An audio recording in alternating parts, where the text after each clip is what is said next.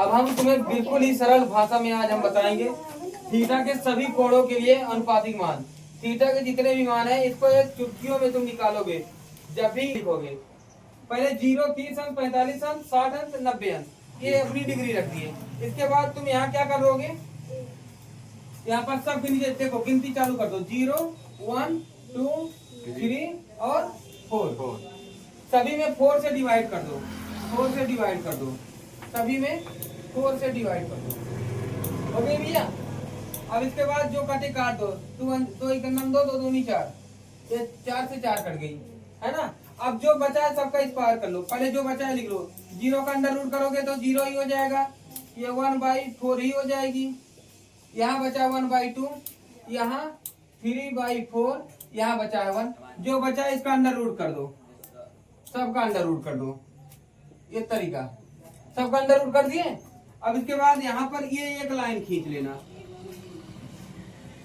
ये तुम्हारा एक तरीका था, है ना। अब यहाँ पर साइन थीटा, साइन थीटा का मान, साइन थीटा का मान। अब 0 का अंडर रूट करोगे 0 ही आएगी ना, साइन 0 का मान 0। अब यहाँ 1 का अंडर रूट करोगे तो 1 ही होगा।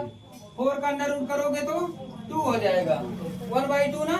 और इसका अंडर रूट करोगे तो 1/√2, 2 का अंडर रूट हो जाएगा ना। यहाँ पर √3/2 का अंडर रूट करोगे तो 4 का अंडर रूट 2 हो जाएगा ना। और 1 का तो 1 ही रहेगा। क्लियर है इतनी बात। अब फिर इसके बाद कॉस पे आ जाओ। ये इतनी लाइन सीधा खींच दो। अब आ जाओ कॉस थीटा पर, कॉस थीटा पर वही तो उल्टा लिख के चले जाओ। 1 3/2, 1/√2, 1/2, 0 उल्टा लिख दिए। उल्टा लिखने के बाद अब तुम्हें एक चीज पता है, थीटा का मान, चूंकि साइन थीटा पर tan थीटा, अब tan थीटा पर विशेष ध्यान देना। tan थीटा बराबर क्या होता है, साइन थीटा अपन cos थीटा ना, है ना। साइन थीटा इक्वल क्या होता है, तो tan थीटा बराबर साइन थीटा अपन cos थीटा। अगर 0 का 1 में करोगे, 1 से 0 में ले जाओगे, 0 1 0 हो जाती है ना।